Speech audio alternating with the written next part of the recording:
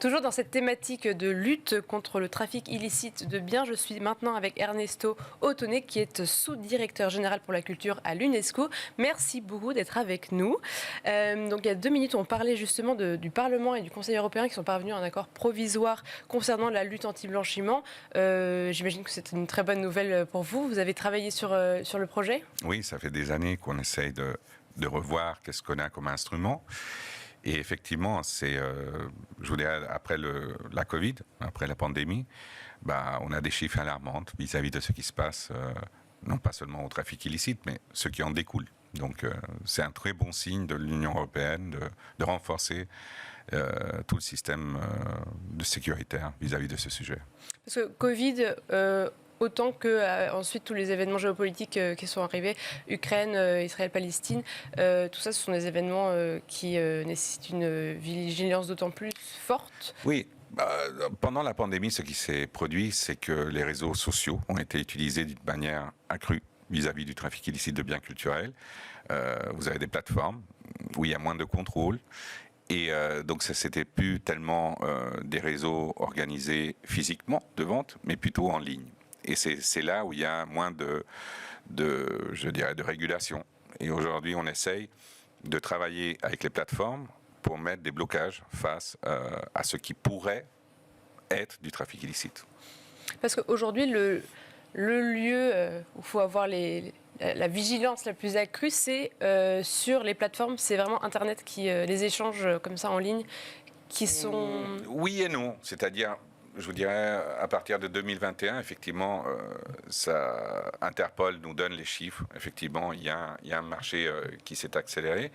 Mais depuis 2 ou 3 ans, surtout dans les zones de crise que vous avez mentionnées, mais on continue à parler de la Syrie, de l'Afghanistan surtout, on se retrouve aussi avec un marché physique et des pays où on circule les biens culturels. C'est ça qui est important, et peut-être on va en parler sur ce qui est l'instrument normatif que l'UNESCO a depuis 1970, qui est justement la Convention contre le trafic illicite de biens culturels. Juste avant de revenir sur cet instrument, est-ce qu'on peut justement quantifier ou avoir quelques ordres de grandeur sur ce trafic illicite ? Les chiffres sont assez contestés par le marché de l'art, principalement par les associations qui sont derrière.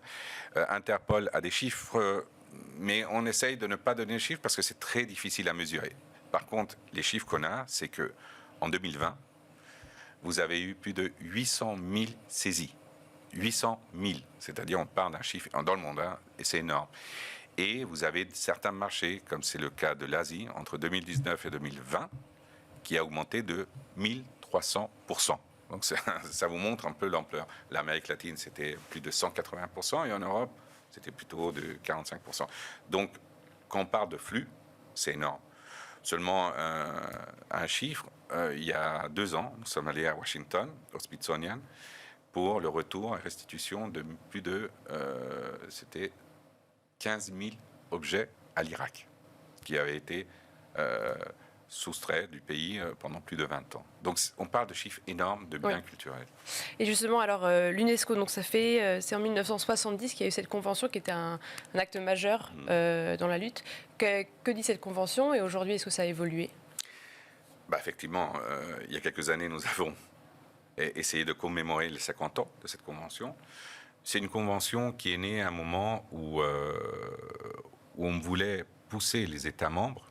L'UNESCO compte avec 194 États membres. Les États-Unis sont revenus l'année dernière, justement pour assurer que ce n'était pas seulement un sujet bilatéral, comme c'est souvent les accords qui sont menés, mais c'était une préoccupation intergouvernementale. C'est-à-dire tous les États membres ratifiaient cette convention et signaient des accords pour qu'il y ait une vigilance au niveau des douanes, au niveau des polices et au niveau des magistrats. Aujourd'hui, on travaille très fort avec les magistrats, c'est-à-dire les peines autour du trafic illicite de biens culturels est quelque chose de préoccupant parce que comme c'est dans le rang des différents trafics qu'il y a de marchés illicites, c'est celui-là qui a les peines les moins fortes pour ceux qui incursionnent dans ce domaine.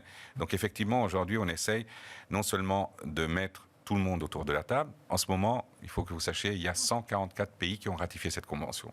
Donc le problème, c'est qu'on a encore un défi avec les 50 pays qui n'ont pas encore ratifié, qui sont souvent utilisés comme faisant partie d'un circuit, puisque les réglementations internationales ne sont pas en accord avec ce qu'il y a. Donc, rien que pour vous donner un exemple, en Afrique, vous avez encore 16 pays qui n'ont pas encore ratifié.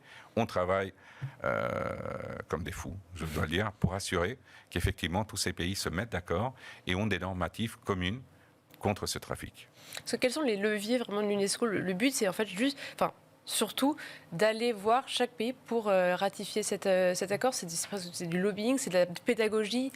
C'est ça les leviers de l'UNESCO? Non, d'un côté, vous avez effectivement, quand vous avez une convention, dans le secteur de la culture, l'UNESCO, on a 6 conventions. La plus connue, c'est le patrimoine mondial, donc c'est le bien tangible.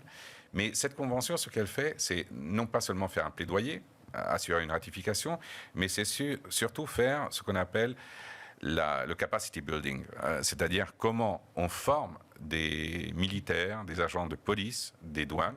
On parle de plus de 1000 agents qui ont été formés des 20 dernières années.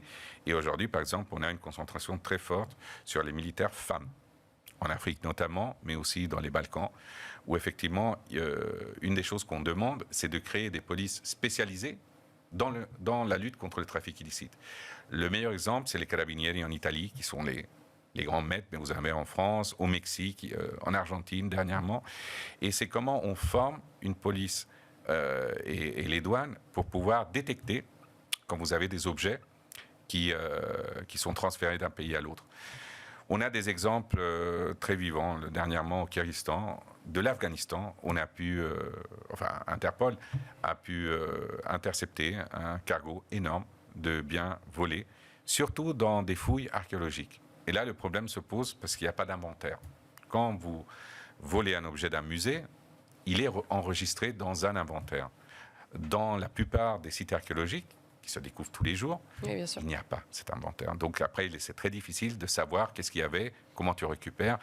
Et vous avez besoin d'un champ d'expertise pour pouvoir analyser d'où proviennent ces objets. Bien, merci beaucoup Ernesto Otonné, sous-directeur général pour la culture à l'UNESCO. Merci d'être venu démocratiser, parler des enjeux de lutte contre le trafic de biens culturels dans le monde. Quant à nous, on se retrouve la semaine prochaine pour un nouveau numéro d'Art et Marché. En attendant, vous pouvez retrouver toutes les émissions sur le site de Bismart.